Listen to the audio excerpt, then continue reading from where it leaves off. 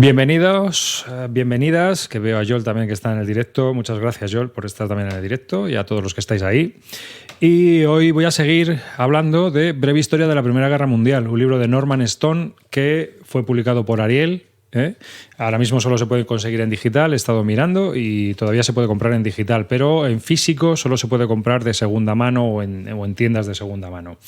Vale unos 12 euros esta versión y hay otra que vale otros 8 o 9 euros que salió en bolsillo.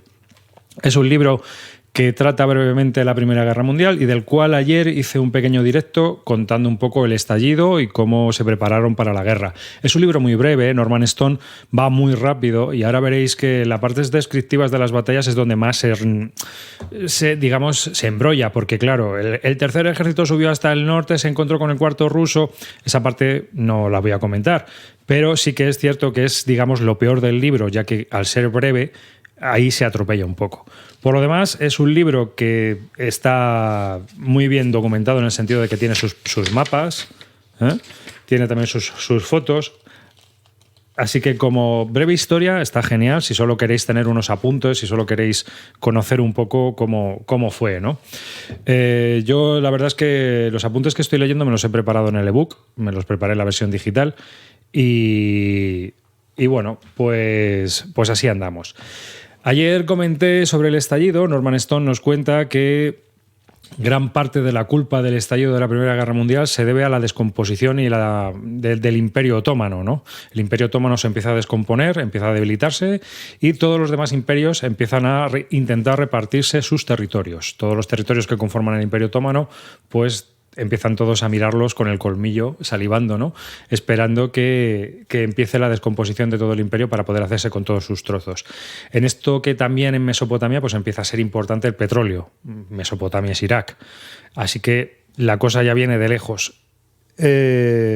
África se la reparten entre Inglaterra y Gran Bretaña. Los italianos también intentan coger un trozo que es Libia. Y se crea una crisis mundial cuando Alemania intenta apostar también por conseguir territorios en Marruecos. A partir de ese momento hay una escalada militar, propiciada también porque Rusia se empieza a recuperar de una guerra que tuvo contra los japoneses, donde los japoneses les pegaron una paliza terrible en 1905, la famosa batalla de Tsunima. Y bueno, a raíz de esa crisis, los rusos se empiezan un poco también a recomponer y empiezan a generar también su ejército. A todo esto pues pasa lo que está pasando ahora mismo, ¿no? Es decir, ahora mismo yo ayer estaba viendo las noticias y es que vienen los rusos. Es decir, lo que se está transmitiendo a los políticos de Europa es que vienen los rusos y hay que rearmarse. Y esto es lo que pasó a partir de 1911. Hace 111 años pasó prácticamente lo mismo. Todos los imperios empezaron a rearmarse en previsión de que uno de ellos atacara al otro. Así que como tu vecino se rearmaba, yo también. Esto propició pues, una escalada armamentística e industrial que acabó con una excusa, como fue el asesinato del archiduque Fernando Francisco en Bosnia, en una visita por parte del Imperio Austrohúngaro. Y a partir de ese momento los alemanes aprovecharon esa excusa para lanzar un ataque en previsión de que si esperaban 2 o 3 años, los rusos habrían construido las suficientes líneas de ferrocarril para que pudieran movilizar a mayor número de tropas que los alemanes. Y por lo tanto podrían haberse visto en muchas dificultades estratégicas. Así que, siguiendo con Norman Stone y siguiendo con el libro de Breve Historia de la Primera Guerra Mundial, os cuento que empezamos el capítulo 1914. Y en 1914 retomo un poco lo que ya dije ayer, que ya comencé, pero por darle un poco más de contexto y por seguir, en 4 años el mundo pasó de 1870 a 1940. Esto se refiere al cambio tecnológico que sufrieron todos los países a la hora de entrar en la guerra. Todos los países fueron a la guerra con una doctrina y unos ejércitos de 1870. Caballería, gorros con plumas, soldados con uniformes coloridos, formaciones en columna, todos iban al frente como si esto pues, fuera todavía una guerra casi napoleónica, por decirlo de alguna manera. Y se encontraron con que la tecnología pues, había avanzado mucho más que esas doctrinas. No se habían aplicado ninguna doctrina nueva al tipo de armamento que ya empezaba a existir, al tipo de armamento pesado que empezaba a existir. En 1914, nos cuenta Norman Stone, la caballería trotaba al son de unas melodías conmovedoras. El príncipe austriaco Clary Aldringen se enfundaba el uniforme que había lucido en una recepción en el Palacio de Buckingham. Y las primeras ilustraciones de la guerra mostraban a los pelotones de infantería cargando con sus bayonetas, mientras las granadas de metralla estallaban sobre sus cabezas. Corría el año 1870. Las fortalezas estaban preparadas para soportar sitios prolongados, los cuidados médicos eran aún bastante precarios y los heridos de gravedad tenían muchas posibilidades de morir. Tras 4 años de guerra, en 1918, la situación era muy distinta y los generales franceses ya habían diseñado un nuevo tipo de guerra en la que intervenían todas las armas, tanques, infantería y aviación, como se vio en la Blitzkrieg alemana de 1940. Los regimientos de caballería se convirtieron en piezas de museo y las fortalezas en reliquias.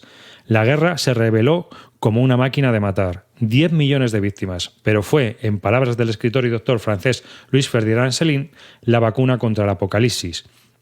La medicina avanzó más durante esos 4 años que en cualquier periodo anterior o posterior. En 1918, solamente el 1% de los heridos moría. Sin embargo, al principio todo era ilusión. Norman Stone se refiere aquí a que cuando estalla la guerra, todo el mundo entra en alboroto. Piensa que la guerra es algo romántico, piensa que vamos a ir a la guerra pues desfilando, vamos a ganar al contrario y vamos a volver para estar aquí en Navidades con todo nuestro botín de guerra. Quizás el país que más erróneamente fue de esta forma a la guerra fue Gran Bretaña. Gran Bretaña fue con unas ínfulas de que aquello pues, se lo iban a pasar pipa.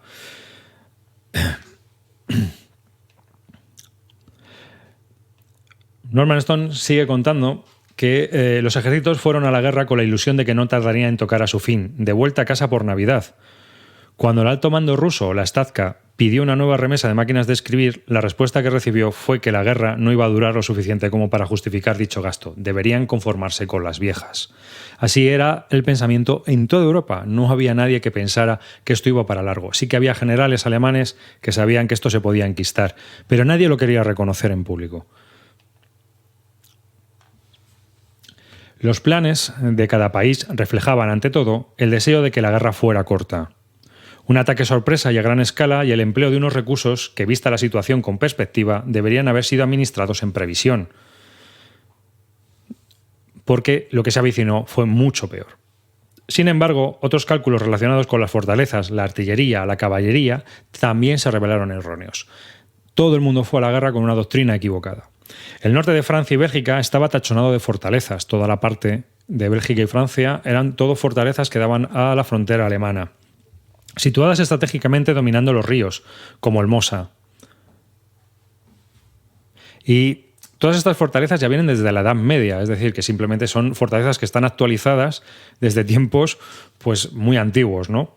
Eran edificaciones costosas y albergaban en su interior miles de armas. Cuando fueron modernizadas en los años 80 del siglo XIX, se optó las más de las veces por construir una ciudadela robusta rodeada con un anillo de fuertes que la alejaban del alcance de la artillería enemiga.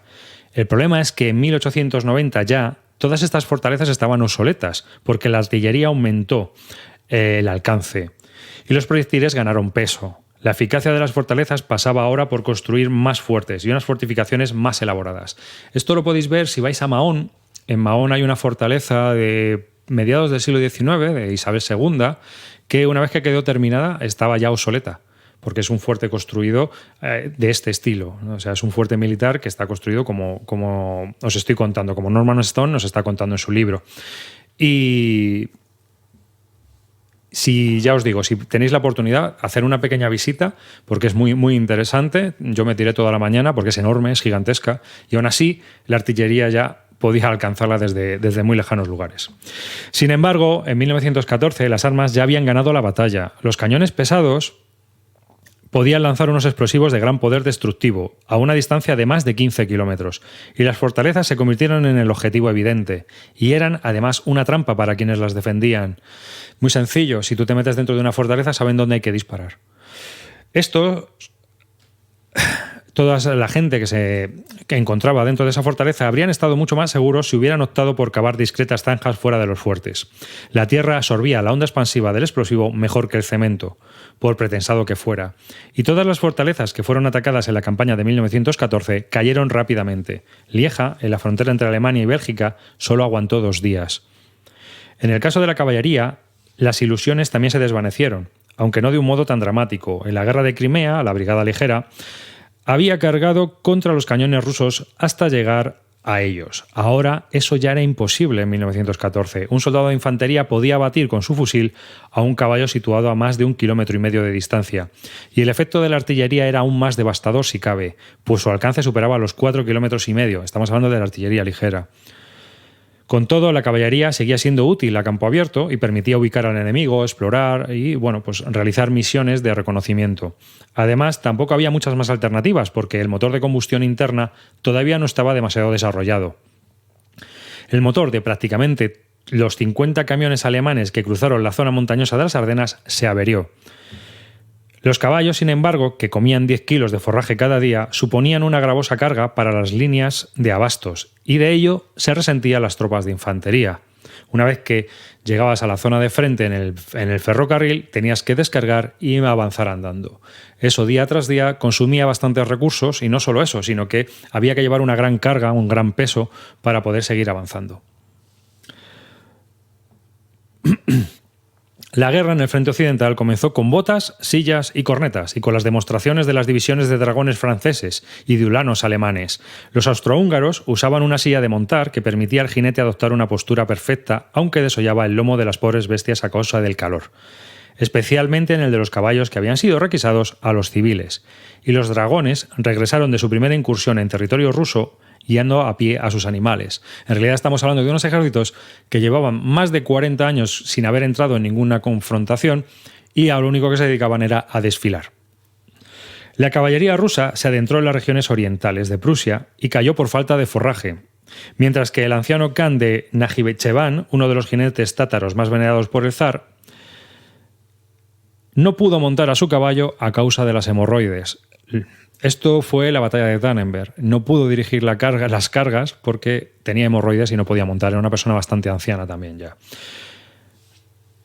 Los europeos apenas habían prestado atención a la larga y sangrienta guerra civil norteamericana, y las únicas que recordaron habían sido cortas, especialmente la franco-prusiana de 1870.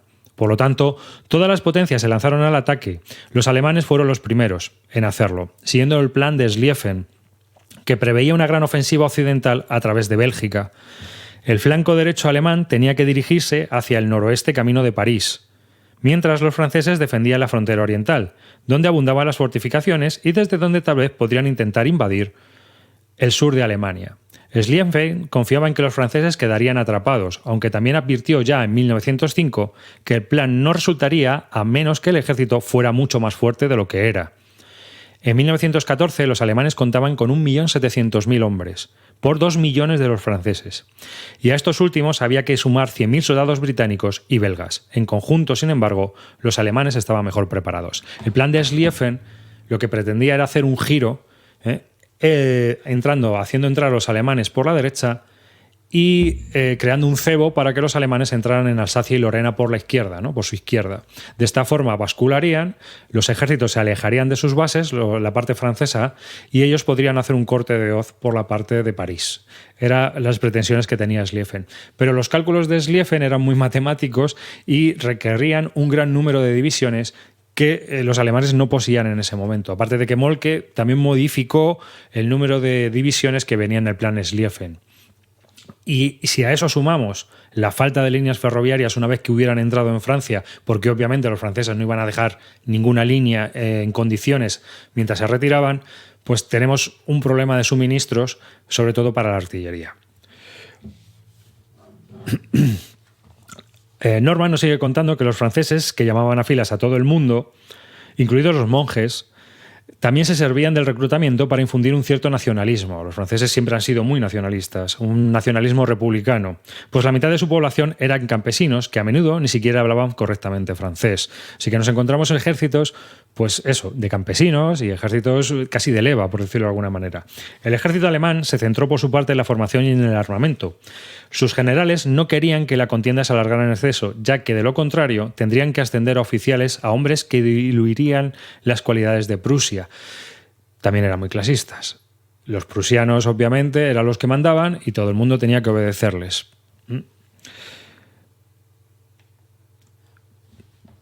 Por otro lado, también los franceses carecían de la artillería pesada que disponían los alemanes. Los franceses sí que tenían una pieza ligera, 75 milímetros, que era bastante bueno en campo de batalla, pero no disponían de artillería pesada, apenas tenían artillería pesada. Todos los cañones franceses pesados habían sido situados en las fortalezas. Y había otras dos armas que los alemanes poseían que los franceses no tenían, y con lo cual el ejército alemán estaba muy familiarizada. La primera era un mortero ligero, capaz de lanzar un proyectil describiendo una trayectoria de 45 grados, que le permitía sortear las fortificaciones o los árboles.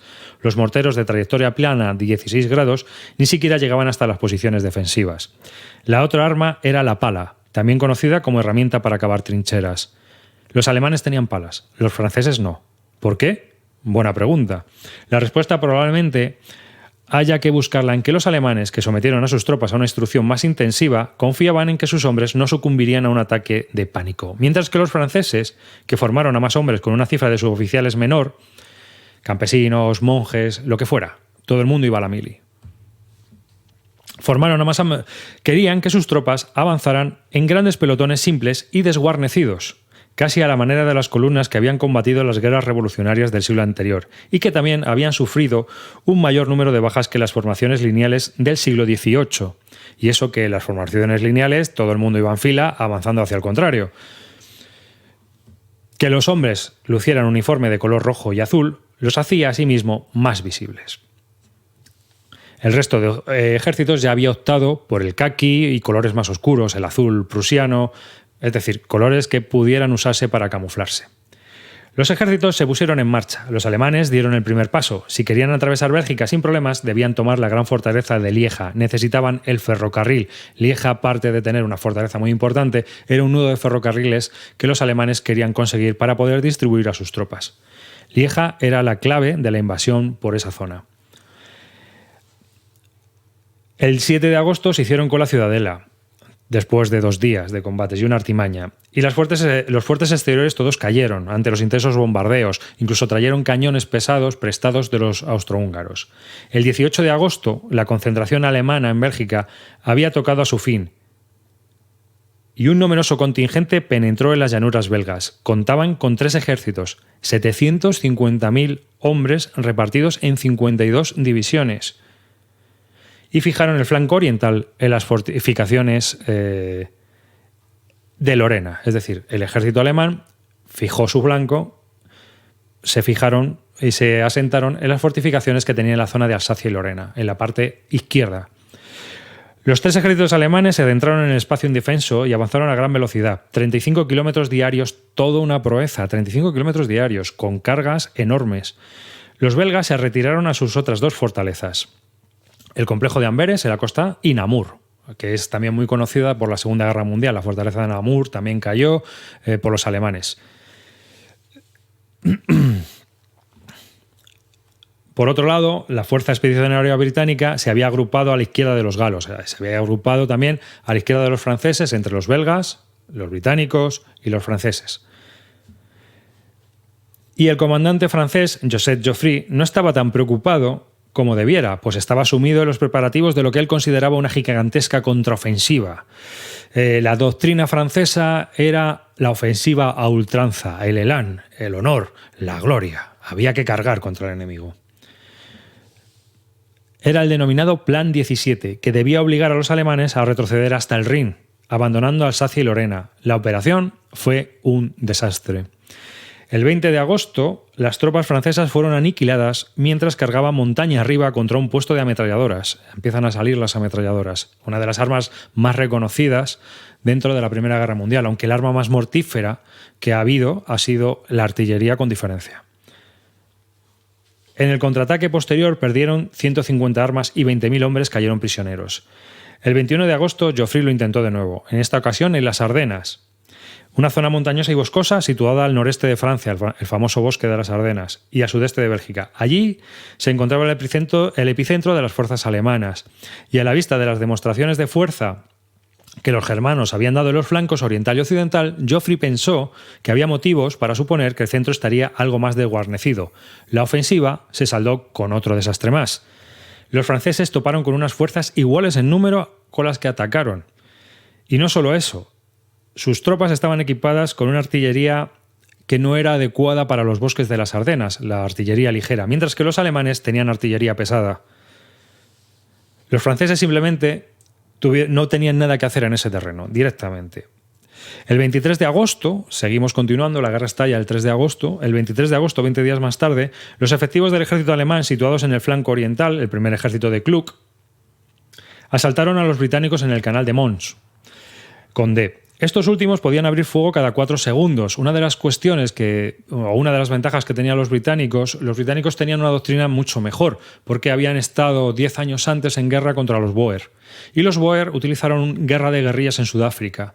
Así que a los británicos les tocó adaptarse a ese sistema de guerra. Y todos sus soldados, desde entonces, incluso en la actualidad, están muy entrenados en puntería y en tiro fijo, es decir, son gente que prepara posiciones para atacar. Mientras que tanto los alemanes como los franceses en esta época todavía tienen una doctrina de llevar el fusil a la cintura. Para tiro en posición era mucho mejor el fusil inglés que el resto de los fusiles.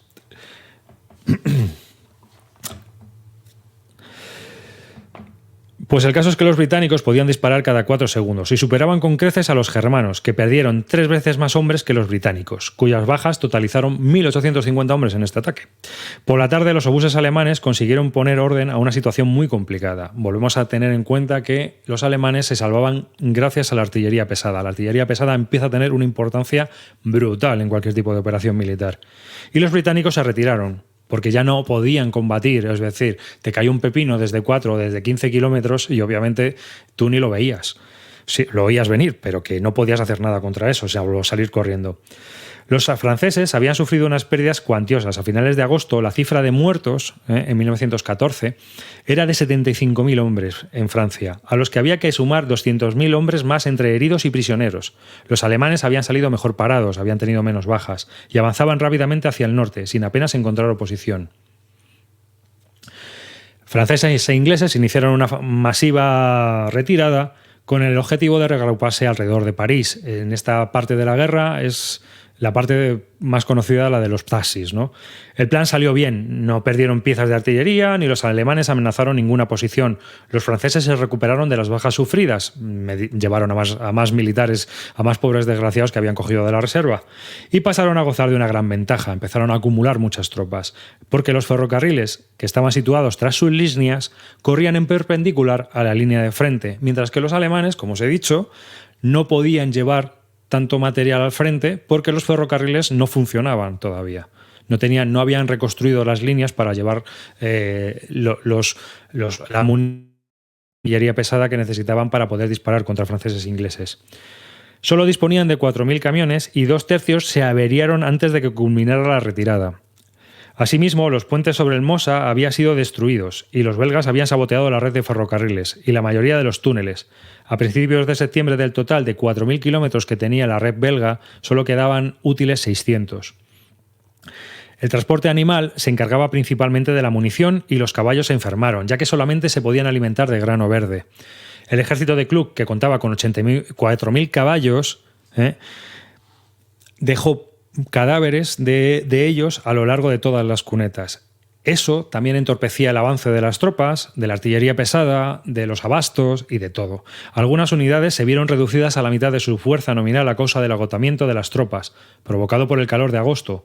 A todo eso hubo que sumar los problemas derivados de las comunicaciones. Estamos hablando de 1914 y las radios ocupaban lo que es el salón de vuestra casa.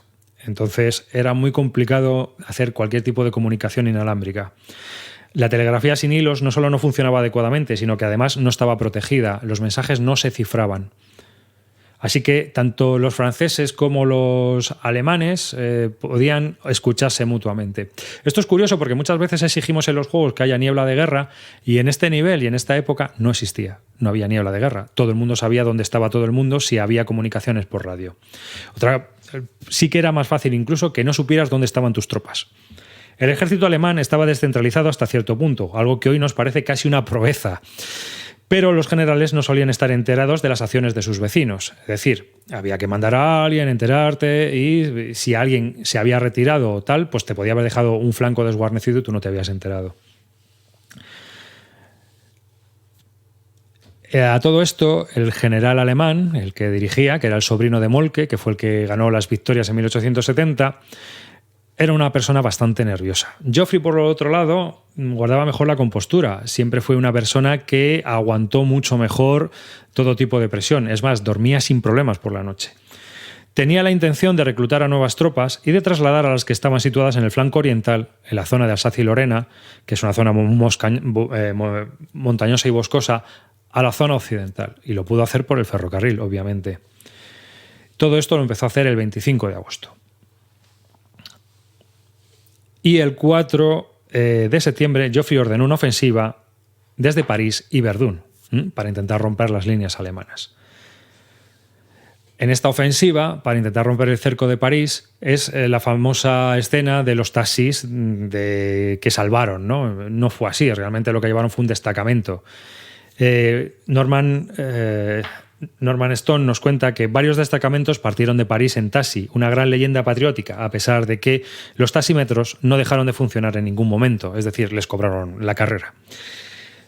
Y no sin dificultades, consiguieron contener aquella ofensiva, pero Kluck trasladó a 2 de sus regimientos desde su propio flanco, el general del primer ejército alemán, hacia el lado derecho y por lo tanto generó una brecha en su lado izquierdo con respecto a los otros ejércitos alemanes que se encontraban a su lado.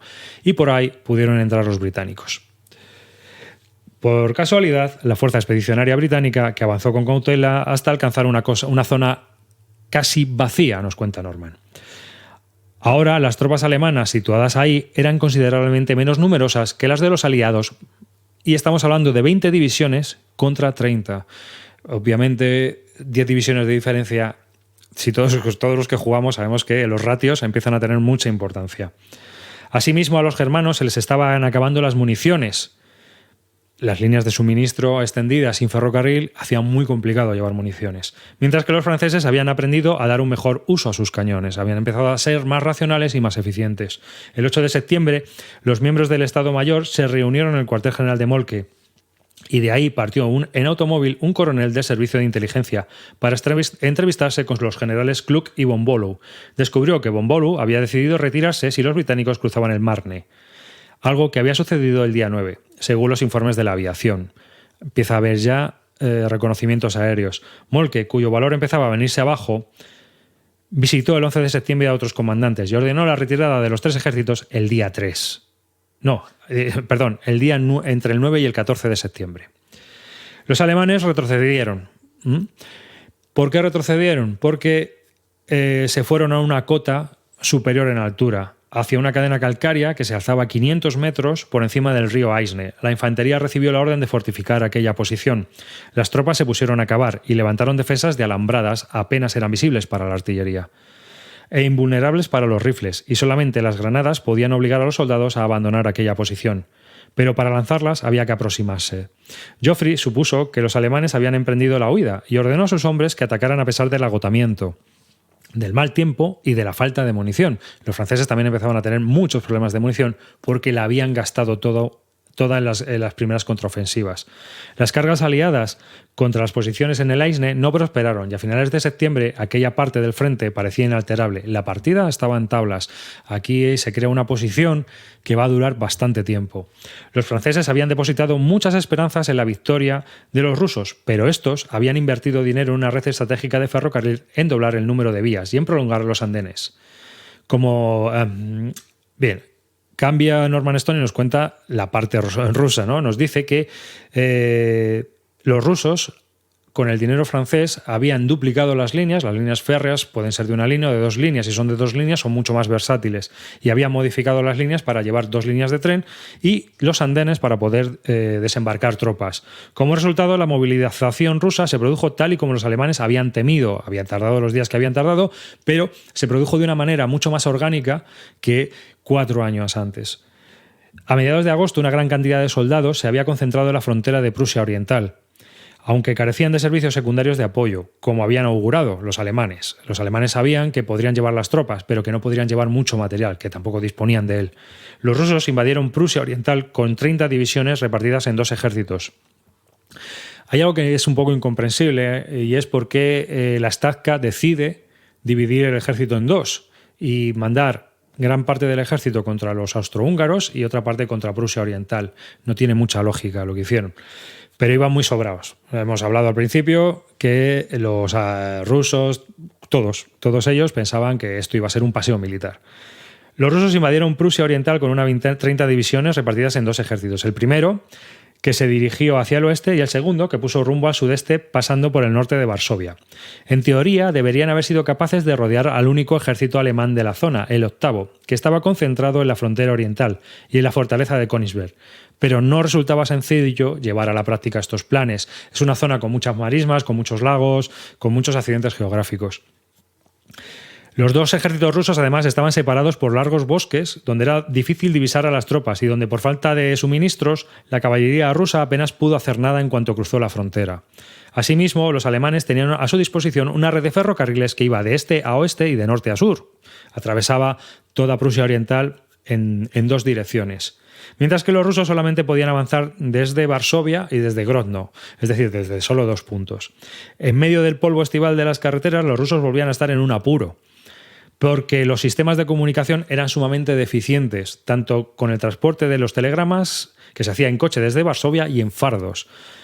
El general del segundo ejército, Samsonov, al frente del segundo ejército, tenía a su cargo casi 20 divisiones entre las de infantería y las de caballería, y a estas les resultaba difícil incluso estar en contacto entre sí, y más aún con otro ejército. Rusia también transmitía las órdenes por radio, sin ni siquiera codificarlas, ya que era un proceso demasiado laborioso y carecían de suboficiales educados. Es decir, no había gente alfabetizada que pudiera realizar comunicaciones encriptadas.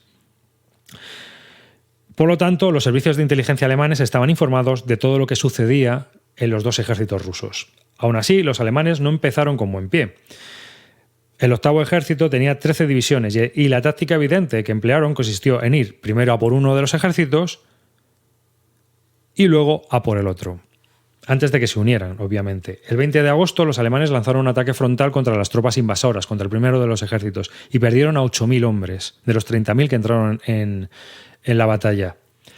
El 22 de agosto, 2 días más tarde, von Priwitz, que era el general que estaba a cargo del octavo ejército, entra en pánico, se caga literalmente en los pantalones y farfulla que tendrá que retirarse al río Vístula. El río Vístula es el que atraviesa toda Polonia, es gigantesco y es la línea defensiva natural que se tiene que tomar en caso de una invasión rusa. Eso lo sabe hasta la OTAN. En la OTAN también la doctrina es retirarse al Vístula. Moltke le destituye directamente y en este momento es cuando asciende o manda como general del octavo ejército a von Hindenburg. Asume el mando. Von Hindenburg asume el mando porque es un general retirado, pero tiene el von delante. Y su jefe de Estado Mayor es Erich Ludendorff, que no tiene el von. Entonces, para los alemanes necesitaban que alguien dirigiera con un von delante todo el ejército de la zona oriental. Y como Hindenburg era muy mayor, pues le mandan a Ludendorff, que había sido un héroe que había destrozado la fortaleza de Lieja. Y aquí es donde se forma el famoso tándem, ¿no?, de Hindenburg y Ludendorff. Ludendorff, aparte, era una persona con una sensibilidad artística enorme, ¿no?, porque, por ejemplo, le encantaba el sonido que hacían las balas cuando impactaban contra los cuerpos humanos, ¿no? En una de sus cartas lo escribe el tío. O sea, que es una persona con una sensibilidad artística que, oye, pues ahí lo tenéis. El caso es que a Ludendorff, como venía de un estrato más bajo, se le subían las victorias a la cabeza. Y ahí estaba un poco Hindenburg para pararle. El 28 de agosto, una vez que ya toman el mando, es cuando ocurre la batalla de Tannenberg. Aunque hay que decir que ni Hindenburg ni Ludendorff realmente toman ninguna decisión, ya que las decisiones se toman a través de los planes que se habían establecido si los rusos invaden Prusia Oriental. Es decir, lo que los alemanes hicieron estaba en un manual escrito, tal cual. Habían hecho maniobras y sabían que lo que tenían que hacer era primero golpear a un ejército, montar a todo el ejército en ferrocarril, bajarlo al sur, desmontarlo y atizar al segundo ejército, que es lo que hicieron. El 28 de agosto, 100.000 hombres, a los que había que añadir otros 50.000 que habían muerto, que estaban heridos, se rindieron por grupos, los rusos ya. O sea, les dieron un golpe abajo terrible. Y su comandante se suicidó, Samsonov. Fue una derrota sin paliativos, la más espectacular de la guerra, y se convirtió en una leyenda, la batalla de Tannenberg. No lejos de ahí había una población, Tannenberg, donde en la Edad Media los pueblos eslavos habían derrotado a los caballeros teutones, es decir, donde había ocurrido lo contrario. Los rusos habían vencido a los caballeros teutones en aquel momento. El nombre de aquella población sirvió para bautizar la batalla y Tannenberg se erigió así en un símbolo de orgullo germánico. Aquella gesta también permitió que von Hindenburg y Ludendorff se granjearan una reputación, aunque, como os digo, realmente no hicieron nada, simplemente aplicaron los planes que ya estaban escritos por el alto mando. Y que esta reputación pues perduró hasta el final de la guerra. Incluso después. Ludendorff tuvo mucho que ver luego con el Partido Nacional Socialista y demás. Los rusos retrocedieron hasta sus fronteras y lograron impedir a duras penas que los alemanes cruzaran la oriental en los lagos de Masuria. Volvemos a tener el problema de las líneas de suministro extendidas en este momento. Y las hostilidades entre los rusos y los germanos cesaron temporalmente. Aún así, los rusos digamos que en la parte sur, contra los austrohúngaros, Norman Stone nos cuenta que se resarcieron en cierta medida, ya que les fue mucho mejor en su enfrentamiento con Austria-Hungría. El imperio de los Habsburgo empezaba a agonizar. A finales de agosto, más de 50 divisiones de infantería y 18 de caballería se habían reunido en la región sur de Polonia y en los territorios occidentales de Ucrania. Y las fuerzas austrohúngaras, 30 divisiones, a las que había que unir otras 8 más procedentes de los Balcanes, eran netamente inferiores. Los rusos también los superaban en artillería. Austria-Hungría, además, empezaba a sufrir los efectos del derrumbe de un imperio, cuando el orgullo se da de bruces con la realidad. El comandante austrohúngaro Franz Conrad von Hohenzollern, este es un personaje bastante peculiar, era un tío muy militarista, muy violento en el salón, es decir, era una persona muy agresiva. Y bueno, ahora si no lo cuenta, no sé si lo cuenta Norman Stone, pero si no lo cuento yo. Era un tipo inteligente, era una persona bastante inteligente. Sabía que sus fuerzas, que en conjunto no superaban las 50 divisiones de infantería y cuyo presupuesto era de 25 millones de libras, aquí Norman Stone nos da el coste del presupuesto por una simple razón. El presupuesto de todo el ejército austrohúngaro era menor que el presupuesto del pequeño ejército inglés, que la vez. Estamos hablando de 25 millones de libras esterlinas. Era un ejército demasiado débil para enfrentarse a Rusia, pero no así para luchar contra Serbia, que era lo que Conrad quería, cuyo ejército era una cuarta parte del de Austria-Hungría.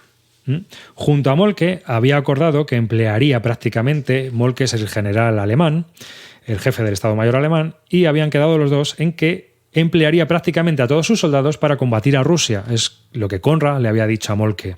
Mientras Alemania hacía lo propio con Francia, es decir, habían quedado en que Austria-Hungría paraba a los rusos, mientras que los alemanes se ocupaban de los franceses. La guerra con Serbia era a todas luces muy popular en Austria-Hungría y su ejército lo suficientemente fuerte para derrotar a los serbios, toda vez que Rusia no era todavía una amenaza efectiva. Todos estos planes se hicieron antes de que Rusia declarara la guerra.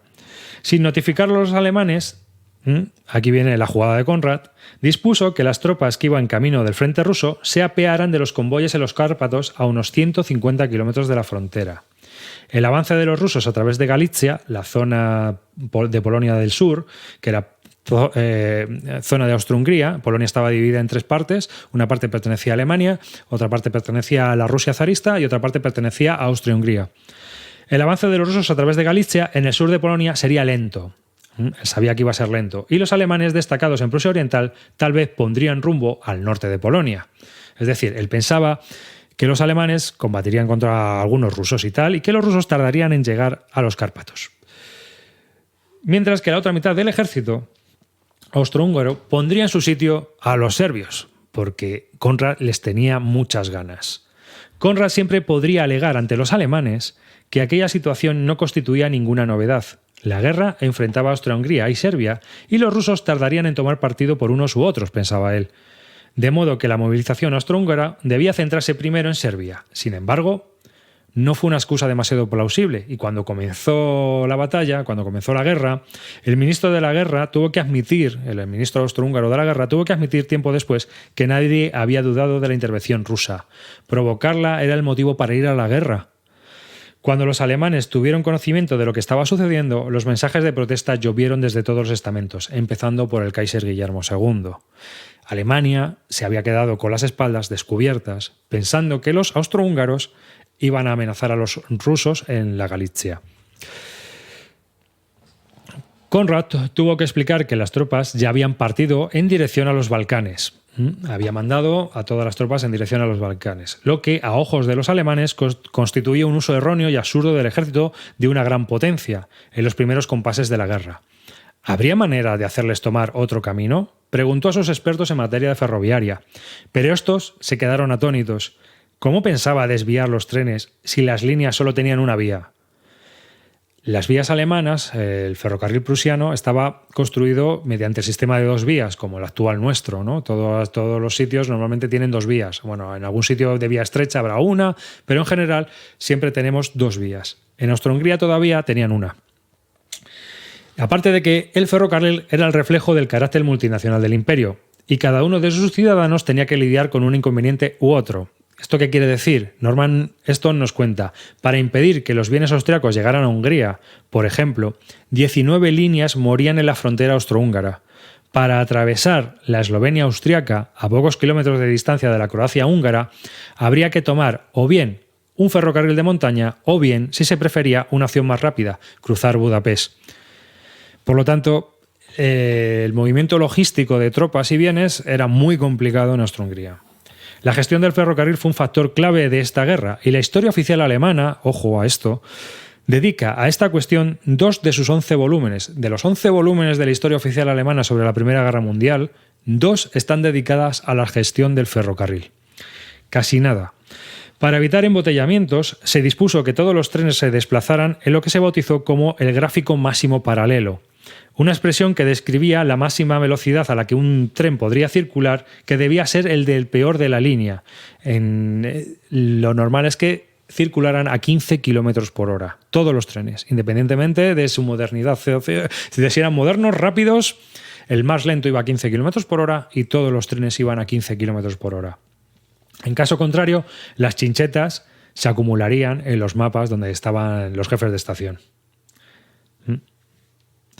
La cautela de los expertos ferroviarios austrohúngaros determinó que la movilización se llevara a cabo a una velocidad menor que la de una bicicleta cualquiera, nos dice Norman Stone, con uno de sus ejércitos avanzando en la dirección equivocada. Conrad tuvo que rediseñar todo el plan. Y una vez que las tropas llegaron a Serbia, las volvió a montar para volverlas a llevar a Polonia. El segundo ejército se bajó en la frontera con Serbia, el segundo ejército austrohúngaro. Acampó durante un tiempo, se vio arrastrado a una pequeña acción fallida, volvió a montar en los trenes, atravesó el sur de Hungría hasta llegar a Galitzia. Todo esto 5 semanas más tarde de haber comenzado la movilización austrohúngara y, digamos, el despliegue que tenían que haber realizado contra los rusos en esa parte. La primera consecuencia de todo aquello fue el fracaso de la tan cacareada ofensiva contra Serbia. Obviamente, atacar a Serbia con tropas por debajo del nivel que requería la ofensiva, porque tenías a un ejército moviéndose de un lado para otro, no podía salir bien la cosa. En Galitzia, la superioridad de las tropas rusas era de 750.000 soldados por 500.000. Y esta proporción, que era aún mayor en términos de artillería y ametralladoras, se concentraba en el frente oriental, en el frente donde estaban con los austrohúngaros. Aquellos acontecimientos ayudaron a definir el patrón de la guerra. Todo esto que ha ocurrido nos viene a definir cómo va a ser la guerra, sobre todo al principio, estos primeros años. En el frente occidental la situación estaba equilibrada, mientras que en el frente oriental los austrohúngaros sufrían crisis más o menos constantes. Aquí es donde viene la famosa frase de que los alemanes se han esposado a un cadáver, que es el Imperio Austrohúngaro. Moltke fue presa de los nervios y lo sustituyó un personaje menos histérico, el ministro prusiano de la guerra, Erich von Falkenhayn. De von Moltke a von Falkenhayn. Había que ser, ya sabéis, prusiano. Por fin había quedado claro que si las tropas lanzaban un ataque frontal, lo recibiría una lluvia de metralla y de balas procedente de unas posiciones terrestres contra las que poco podían hacer las armas germanas. Esto es lo que vieron los alemanes. En Francia, por lo tanto, ambos bandos intentaron ganar el flanco que todavía seguía abierto, el noroeste, es decir, la parte que va desde el Aisne, desde el río Aisne hasta el mar, lo que se denominó la carrera hacia el mar. Ambos bandos, bueno, se denomina así, pero realmente no fue una carrera hacia el mar, simplemente empezaron a combatir para intentar flanquearse y se iban encontrando unos con otros donde se fue formando la línea de frente. Aquí nos dice Norman Stone, ambos bandos intentaron ganar el flanco que todavía seguía abierto al noroeste de las líneas del Aisne, repitiendo ahí una de las maniobras bélicas más antiguas, porque quienes atacan un flanco podían disparar desde un lado a unos defensores desguarnecidos que se veían así atrapados por la vulnerabilidad de su posición, en una línea desde la que no podían responder al fuego. El problema estribaba en que, en estos casos, los atacantes no avanzaban a una velocidad suficiente y carecían asimismo de la artillería necesaria. Los combates empezaron a mediados de septiembre y se fueron desplazando cada vez más al noroeste, de modo que la línea de trincheras llegó hasta el mar, a la costa de Flandes.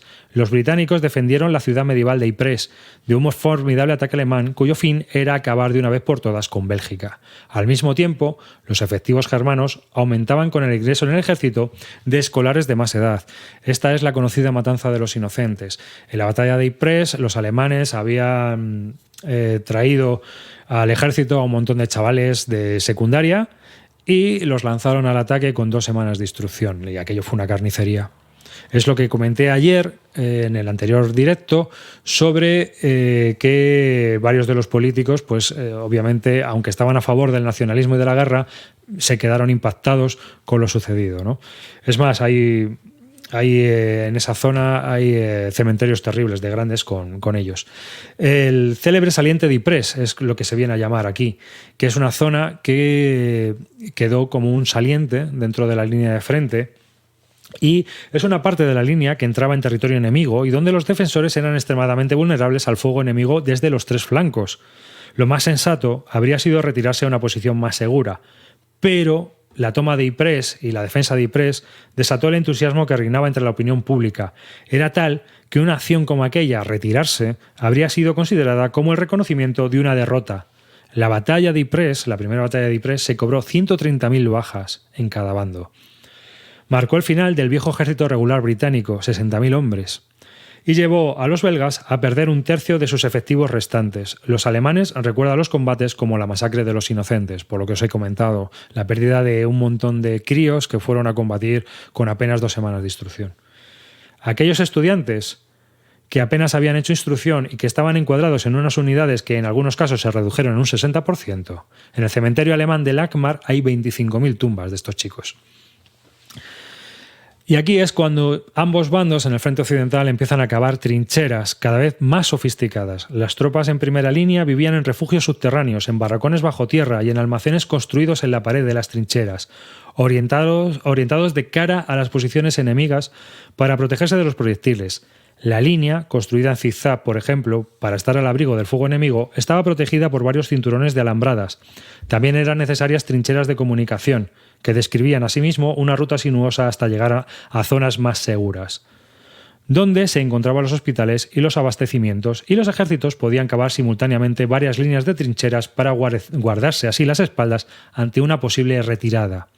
Cuando el tiempo era lluvioso, las trincheras se convertían en un barrizal y los soldados cubrían entonces el suelo con tablones. Otro de los grandes problemas a los que se enfrentaban las tropas era el de los bichos. Las ratas se alimentaban de cadáveres y los piojos inundaban los uniformes.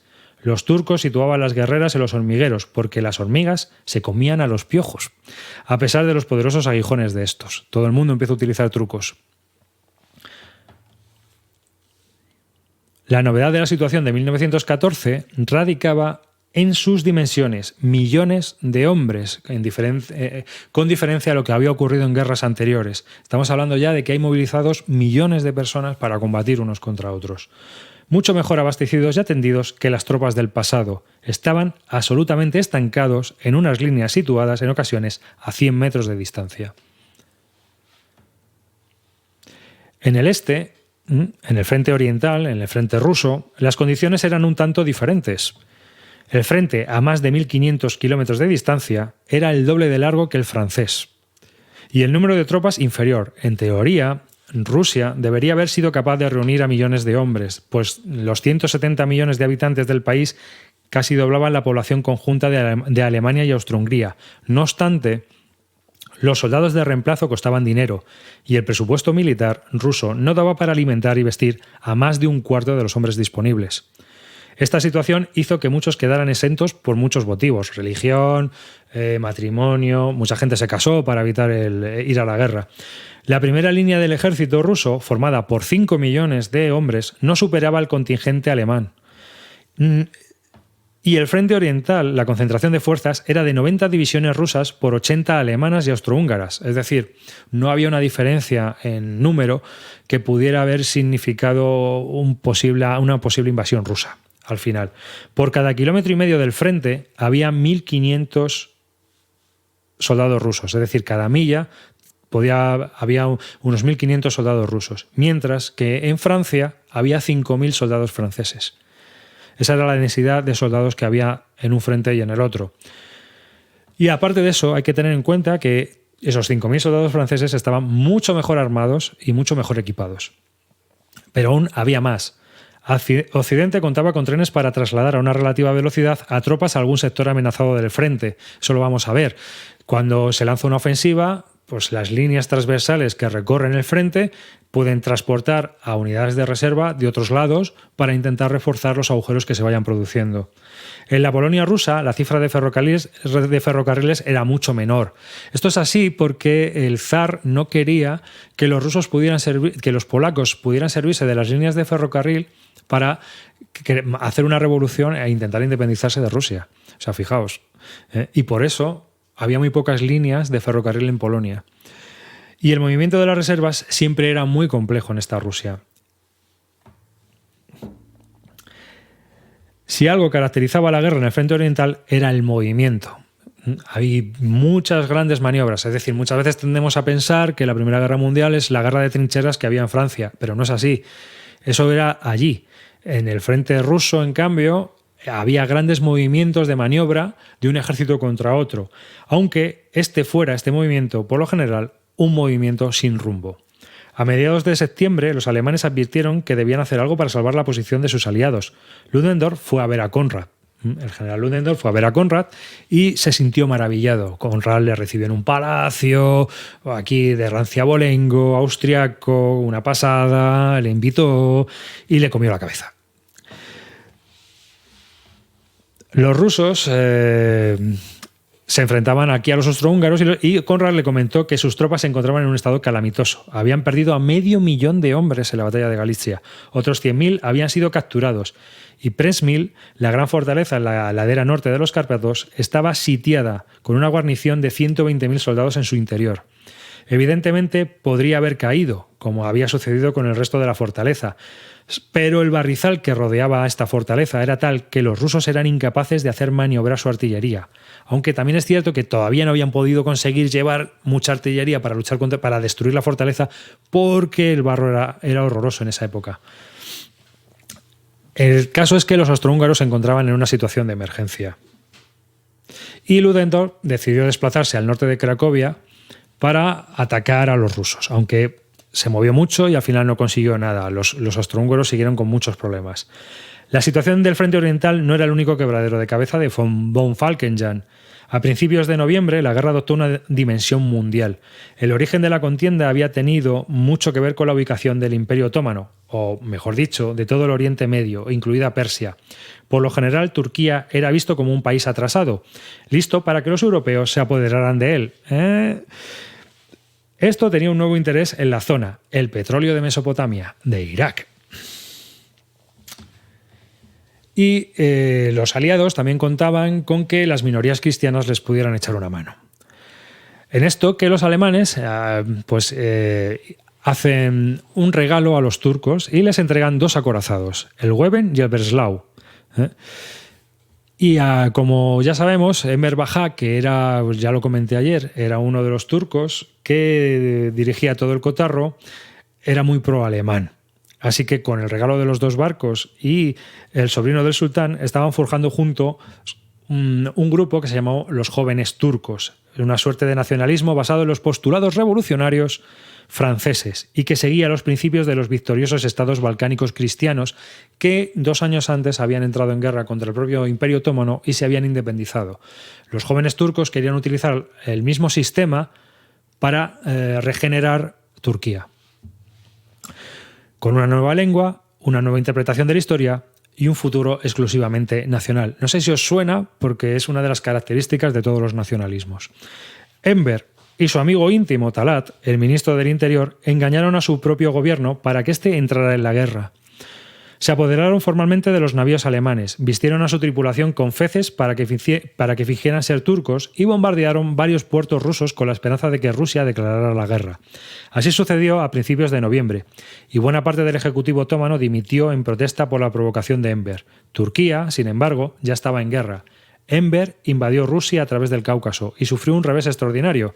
100.000 hombres murieron de enfermedades o de frío al intentar atravesar las cumbres del Cáucaso. Pero, aunque este hombre, el Enver Bajá, fue el que organizó todo el tema de los turcos y todo el tema de los jóvenes turcos y del nacionalismo turco, al final fue Kemal Atatürk el que consiguió la gesta de construir la nueva Turquía, ¿no? Aparte de que era un personaje con mucha más envergadura. Bueno, sí, me comenta Habsburgcito que el Breslau no era un acorazado, era un crucero pequeño que apoyaba al Weben. Sí, era así, pero bueno, Norman no lo escribe así y supongo que al público al que va dirigido, que es un público generalista, 2 barcos. Incluso puede que haya sido un error de traducción.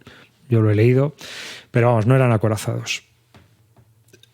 Aquí acaba el capítulo 1914 de Breve Historia de la Primera Guerra Mundial. El libro, como os dije ayer, tiene otros más. Y una de las cosas buenas de este libro es que muchos de los libros de la Primera Guerra Mundial nos cuentan todo lo de 1914 y luego como que hacen un repaso 1915, 16, 17 y al final 18. En cambio, Norman se para siempre un número de páginas similar en cada uno de los capítulos contándonos las cuestiones políticas también que afectan a cada uno de los bandos y cómo va modificándose la guerra a lo largo de estos años. Como veis, de una forma pues bastante sencilla, muy rápida a veces en su narrativa, pero que bueno, pues nos da el perfil de cómo fue toda la guerra. Sí, con pequeños fallos y pequeños detalles, como nos ha contado Habsburgito sobre el Breslau, que es cierto, no era un acorazado, es cierto. El tema de Tannenberg también fue el enfrentamiento absurdo que tenían Samsonov y Rennenkampf. Sí, pero no. La paliza que estaba organizada por parte de los alemanes, la gestión de la logística de los ferrocarriles estaba clavada y fue de manual. Todo el despliegue alemán fue sin un fallo absoluto. En cambio, los rusos llegaron allí ya desbocados.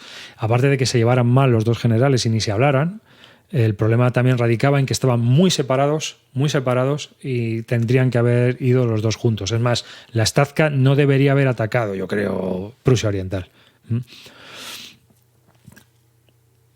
A ver, muy buenas, no suelo poder pillaros en directo, pero me encanta todo lo que hacéis y este formato muy interesante. Enhorabuena. Pues nada, enhorabuena a ti por escucharme. Gracias. Así que nada. Bueno, pues aquí lo vamos a dejar porque mis corresponsabilidades comienzan ahora, así que dejo de ser podcaster para ser David y hacer mis tareas de casa. Así que nada, muchas gracias por haber escuchado este pequeño directo. Creo que hasta la semana que viene no me podré conectar. Otra vez por la mañana. De momento no sé si podré hacerlo por la mañana, por la tarde, ya veremos. Y seguiremos con este libro. La idea es acabarlo porque me gustaría, lo que sí que quiero es que estos libros pequeños, aunque sean varias sesiones, hacerlos para darnos una imagen completa de lo que es el conflicto. Y luego sí que es cierto que Habrá otros libros de los que solo leo un capítulo y puede que vuelva con el tiempo otra vez al mismo libro, otro capítulo distinto. Pero los libros gordos no los voy a leer, es decir, no los voy a comentar un capítulo. Sí que de los pequeñajos estos que tienen 140, 150 páginas y toman todo el conflicto, creo que es interesante hacer todo el perfil para tener una idea de por dónde van luego los tiros, ¿no? Y poder relacionar. La idea es, luego al leer otras cosas, relacionarlo con lo que ya he leído y con lo que ya he comentado.